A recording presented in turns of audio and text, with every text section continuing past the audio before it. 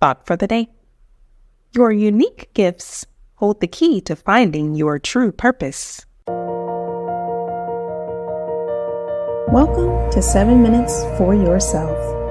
I'm Christina Aina, and I'm so glad you've joined me for what I believe will be 7 of the most enriching minutes of your day. Let's take this time to reconnect with ourselves and improve our well-being.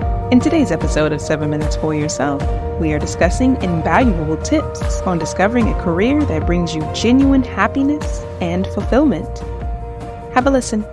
A problem that a lot of people have with their career is that it can actually be a source of stress. Because, as human beings, we like the idea of certainty, but not knowing what actually we want to do with our career or whether we're really going to enjoy it can actually be profoundly uncertain. And even if you know what you want to do and what you enjoy, there's actually no guarantee that you're going to be able to turn that into a well-paying and successful career, which again adds to the stress. And so that translates into this career anxiety that a lot of us can feel, a lot of worries and apprehensions and self-doubts about whether we're actually on the right path and whether we're actually truly fulfilled in our current jobs. Now, a little while back, I spoke to a professor of behavioral science, Grace Lorden, who has written a book all about how to find and succeed in a career that you actually enjoy. And so in this video, we're going to talk about 7 evidence-based techniques that you can use to move more towards a career that you actually enjoy. Tip 1, task over title. I've noticed a lot of times when I talk to people about careers, they're attached to a label. So they want to be a trader or an investment banker, or they want to be a doctor, or they're attached to a lifestyle. So they want to be able to go on a particular vacation or buy a particular car.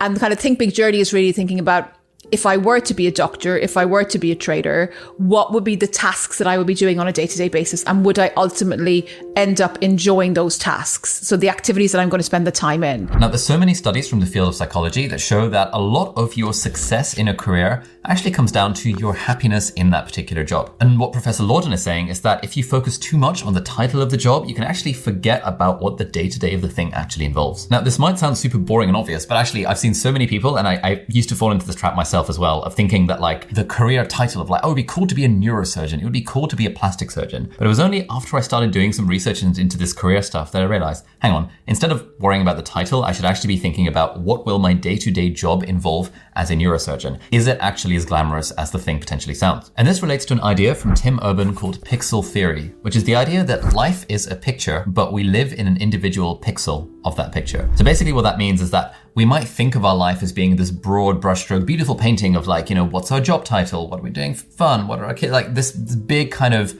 high level thing. But actually, a lot of your happiness is governed by the day to day. What does your calendar look like on a given day? And so when it comes to finding a job that you actually love, finding a career that you actually love, thinking about the day-to-day nature of the tasks rather than the broad abstract nature of the job title is potentially one way to help with that. Tip number 2, visualize your me plus. Now, this was actually one of my favorite ideas from the book. The idea that you should visualize what me plus is going to look like. And me plus is basically me or you, but it's the plus version of you, kind of the version that you aspire to be. And this is the exercise that she's got in the book on how you can visualize what your me plus is going to be doing. And so you can fill these questions out for yourself, and I've actually written them in the video description, so you can just have a look there if you feel like it. But we're asking, the overall big thinking goal for me plus is ... What is me plus's job title? Which industry will me plus be working in? What's the company that me plus is going to be working for? It might be your own. Me plus will be running or working in a company that has the following characteristics. And you can add in what sort of responsibilities you would want your me plus role to have. And then on the following page, we've got a few examples of what sort of tasks you might want your me plus to actually be doing. And then I've gone through and I've highlighted some of the stuff that's most relevant to me. I want to be disrupting how people think about things, providing consultation and advice to others, coaching and developing others, solving problems, updating and drawing on relevant knowledge, teaching and training, performing for the public, creating and selling art, all of these different things that I like the idea of being in a career where I'm doing these sorts of activities. And so really the point here is that on this first page, when you're defining this me plus thing, you are kind of thinking about what's your job title and what's the big picture of what you're going to be doing in this career that you really enjoy. But then on the next page, you're kind of drilling more down into what are the specific tasks that you personally enjoy doing. And once you know that, then you can start taking small steps towards achieving that particular thing and hopefully work towards the career that you actually enjoy. A lot of the jobs that look exciting, they look exciting because on TV they're glamorized. I mean, law always is one that comes into my mind. And I think I would be a terrible lawyer because the commitment to a day-to-day that's 6 a.m. to 8 p.m.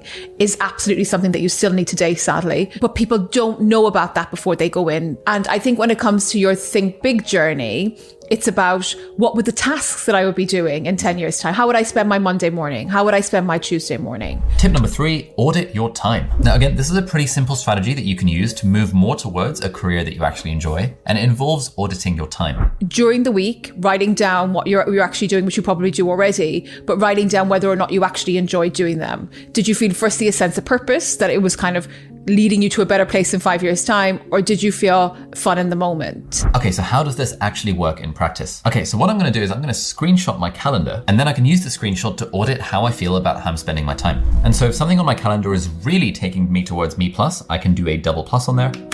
Then if something is taking me somewhat towards me plus, I can put a plus. If something doesn't really help me get closer to me plus, then I can write plus minus. And if there's something that's actively taking me away from the thing that I want, then I can do minus minus for that. And so what Grace says in the book is that once you've figured out what these minus minus things are, these are the things you actively want to avoid. These are the time sinkers. I'm pretty lucky because I have built a career for myself that I actually enjoy. And so I basically have 0 minus minuses on my calendar. But back when I was at university, back when I was working as a doctor, a lot of my stuff on the calendar would have been minus minus. And I've slowly worked to kind of eliminate those things that drain my energy, that don't actually get me towards a career that I actually enjoy. Tip number 4, 13 minutes a day. And so the other side of the coin here is that we also want to be investing in activities that take us closer towards me plus, i.e. closer towards this career that we actually enjoy. And when it comes to thinking about this, Professor Lorden talks a lot about the idea of compounding. So when people are choosing to invest, we accept compounding very, very easily, right? So we accept the idea actually that, if we leave money in for a very long period of time, it's going to compound. So we're probably going to be okay at our pensions. And it's exactly the same here when it comes to your career, like those very small things that you're going to do today.